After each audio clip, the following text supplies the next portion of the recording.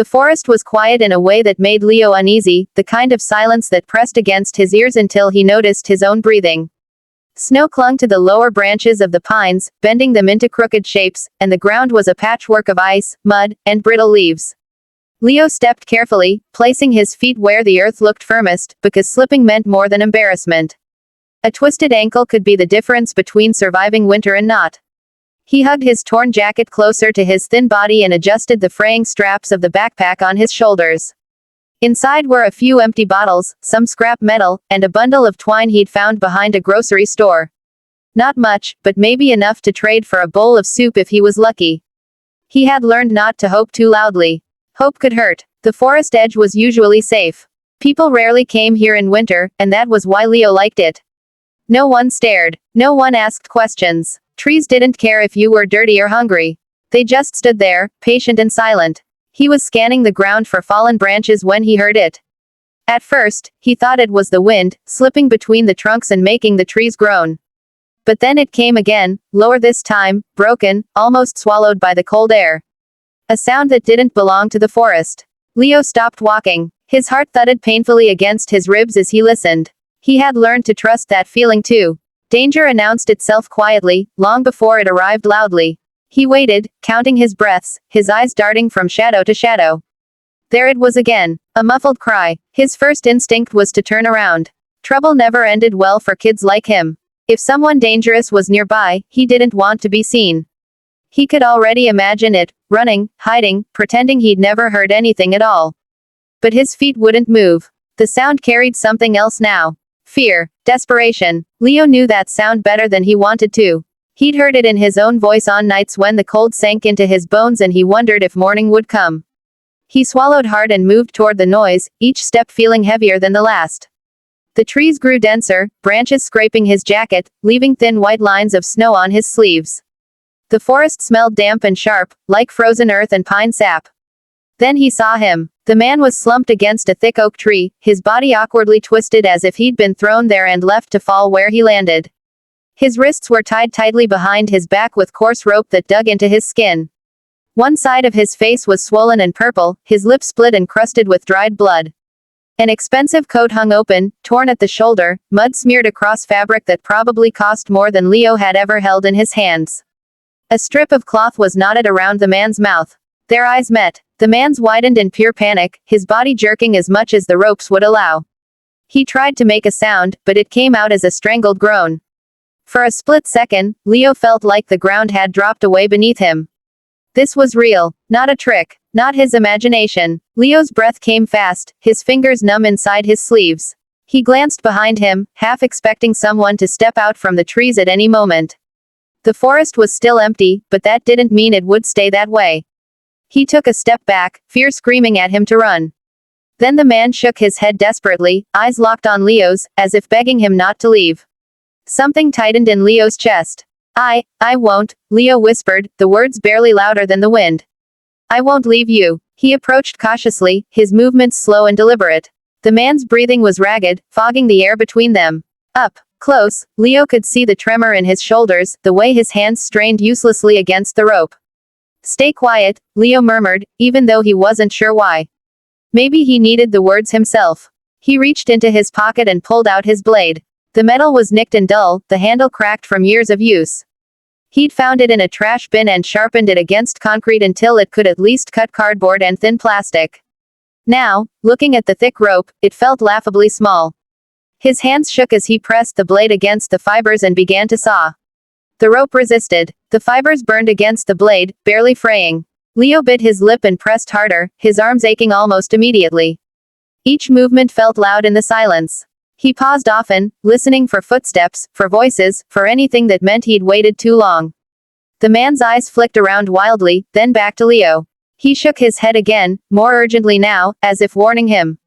It's okay, Leo whispered, though his voice cracked. I'm fast. I promise. Minutes stretched painfully. His fingers were stiff with cold, his knuckles scraped raw as the blade slipped once, nicking his skin. He sucked in a sharp breath but didn't stop.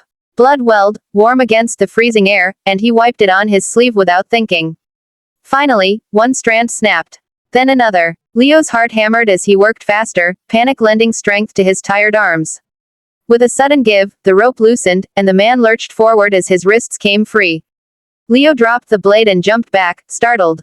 The man gasped violently, coughing as Leo tugged the cloth from his mouth. He sucked in air in desperate gulps, his chest heaving, eyes squeezed shut as if the simple act of breathing hurt. For a moment, neither of them spoke. Then the man looked up at Leo, really looked at him, and disbelief washed over his bruised face. "You," he croaked. "You didn't run." Leo shrugged, suddenly unsure where to put his hands, his bravery evaporating now that the danger wasn't immediate. "I heard you," he said simply. The man swallowed, his voice trembling. "Why would you help me?" Leo thought of cold nights, of people who crossed the street to avoid him, of how it felt to be unseen. "Because you needed it," he said. Behind them, the forest remained silent, but Leo didn't feel so alone anymore. The first sounds of sirens were distant at first, a faint wail that seemed unreal in the cold, silent forest. Leo had never heard anything like it up close, except maybe in the news, when something terrible happened far away. Now, the noise grew louder, cutting through the trees and rattling the frozen branches. Red and blue lights flashed between the trunks, bouncing across the snow in sharp, jarring bursts. The forest had transformed almost instantly from a quiet, frozen prison into a place filled with urgency and chaos. Leo stayed where he was, frozen in place, his thin jacket barely keeping out the bitter wind. His fingers were numb from the cold and the tension, and his stomach twisted into knots, not from hunger this time but from the sudden attention. He wasn't used to people looking at him. He was used to being invisible. But here, in the middle of the forest, surrounded by flashing lights, medical personnel, and uniformed officers, he was impossible to ignore. The man he had saved, Daniel Hargrove, lay wrapped in a thick emergency blanket, shivering, his expensive coat gone, replaced by the warmth of the medics' care. His face was still bruised, and his lip was swollen, but there was life in his eyes now, a spark that hadn't been there an hour ago. His chest rose and fell with slow, measured breaths, and he tried to speak, coughing weakly as the medic adjusted his blanket. "He saved my life," Daniel said hoarsely, his voice hoarse but loud enough to reach the nearest officer. "If he hadn't come when he did, I wouldn't be here." His hand trembled as he pointed toward Leo. For a moment, the boy's stomach dropped, the attention was unbearable.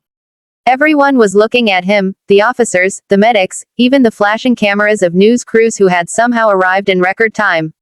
Leo's feet felt glued to the frozen ground. He wanted to run, wanted to disappear behind the nearest tree and become invisible again, but Daniel's eyes held him in place. There was no fear now, only a quiet insistence, a plea for acknowledgement that Leo had never expected from anyone, least of all a millionaire who could buy anything he wanted. Officers approached slowly, trying to assess the situation. They asked Leo his name, how he had found Daniel, and why he had stayed. Leo answered softly, in short sentences, avoiding eye contact. He wasn't used to being asked questions where answers mattered. Most adults either ignored him or assumed he had no story, that he was nothing more than a problem to be moved along. But these adults were listening, really listening, and that was unfamiliar and terrifying. By the time the ambulance was preparing to leave, Daniel insisted on speaking to Leo directly. "Come here," he said, his voice still hoarse but commanding. Leo hesitated, shuffling forward, unsure of what was expected. Daniel reached out a hand, still weak, and held the boy's shoulder. "You didn't just save me," he said. "You showed more courage than anyone I know. You didn't run. You didn't hesitate. That kind of bravery, it's rare. I want you to know how much it means." Leo looked down at his scuffed sneakers, the ones that had carried him through years of cold nights and empty streets. He couldn't think of himself as brave. He had only done what seemed right at the moment. But Daniel's words pressed into him, heavier than the winter coat he hadn't had, warmer than any blanket. He nodded silently, unsure how to respond. News crews had begun gathering, sensing the story of a lifetime. Reporters jostled for position, cameras rolling, microphones thrust forward. "What's your name, young man?" One shouted. "How did you find him?" Another wanted to know how a homeless boy could have the courage to face a dangerous situation alone. Leo shook his head and stepped back. He wasn't interested in headlines or fame. He just wanted the chaos to end and the man he had helped to be safe. But Daniel intervened. "He doesn't owe anyone an explanation," he said firmly, glaring at the reporters. "This is his story, and he doesn't have to sell it to anyone." The crowd fell silent, momentarily stunned by the authority in his voice. Even the officers exchanged glances. It was unusual to see a millionaire so protective, not of his own reputation, but of a boy no one had noticed before. As the ambulance doors closed and the vehicle began to pull away, Daniel leaned close to Leo again. "Wait," he said. "I'm not finished." He handed Leo a folded envelope, thick with paper, heavy in the boy's small hands. "Inside is something to help you. A place to stay, some money to get you back on your feet, and a chance to go to school again. No cameras, no press. Just a fresh start. You deserve that." Leo stared at the envelope, unsure what to do with such generosity. It was more than he had ever imagined. More than he had hoped for, though hope was a dangerous thing to think about in his world. I can't, I don't know what to say," he whispered, his voice trembling. "You don't have to say anything," Daniel replied. "Just promise me you'll take care of yourself. That's enough." The forest was quiet again, the sirens now fading into the distance, leaving only the soft crunch of snow under boots and the distant caw of a crow. For the first time in his life, Leo didn't feel invisible. People had noticed him. People had seen his courage, and that recognition was heavier and lighter at the same time, grounding and lifting him all at once. Word spread quickly. By the next morning, social media exploded with photos and headlines. Homeless boy rescues kidnapped millionaire, 12-year-old hero saves life in forest, courage knows no circumstance, homeless boy risked everything. Leo watched quietly as strangers called him brave, inspiring, even remarkable. But he didn't feel remarkable. He had simply done what he had thought was right. Daniel, however, had different plans. He didn't want Leo to be a fleeting story. He wanted him to have a life he had never known, a place to sleep that wasn't freezing, meals that didn't come from garbage bins, the chance to learn, to grow, to feel safe. He arranged for a small apartment near the city, a local school that could accommodate him, and enough funds for necessities until Leo could stand on his own. He didn't announce it publicly. There were no press releases, no staged photographs, just a quiet fulfillment of a promise. When they met in person at the small apartment, Daniel smiled gently.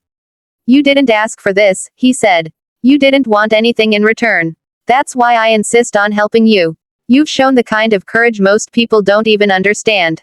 Leo looked around the room, walls freshly painted, the warmth of a heater filling the air, and for the first time, he felt a strange mix of disbelief and hope. He realized that courage didn't always have to be loud or public. Sometimes it was quiet, hidden in small actions, in choosing to help when no one else would, in refusing to walk away. I didn't want him to feel alone," Leo said quietly. "Like I do sometimes." Daniel placed a hand on the boy's shoulder, firm and steady. "Then you've done more than I could ever ask for. You've reminded me, and everyone else, that bravery isn't about money or strength. It's about heart." Months later, when reporters returned asking for updates, they found Leo attending school, reading books, and laughing quietly with new friends. He was no longer the boy everyone ignored. He had a place to belong, a chance to grow, and the quiet satisfaction of knowing he had saved a life. People were shocked, not just by the story, but by the simple truth. Heroism comes in many forms, and sometimes it appears in the most unexpected places. Leo never sought recognition. He didn't need it. The knowledge that he had acted rightly, that his courage had mattered, was enough. And Daniel, forever grateful, never stopped quietly supporting the boy who had risked everything to help a stranger in the middle of a forest, showing the world that true courage knows no boundaries.